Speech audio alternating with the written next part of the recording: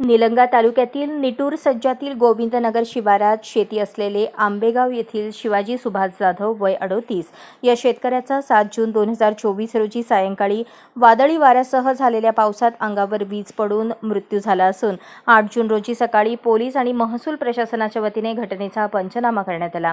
यावेळी निटूर पोलीस चौकीचे जमादार सुधीर शिंदे, संदीप टिपराळे, मंडळ अधिकारी गंदगे मॅडम, तलाठी उंबडगे मॅडम, पोलीस पाटील कमलाकर भालके, उपसरपंच प्रवीण मरुरे, चेअरमन प्रमोद मरुरे, गणेश जावळे आदींसह गावातील नागरिक उपस्थित होते। यावेळी घटनेमुळे परिसरात सर्वत्र हळहळ व्यक्त करण्यात येत आहे।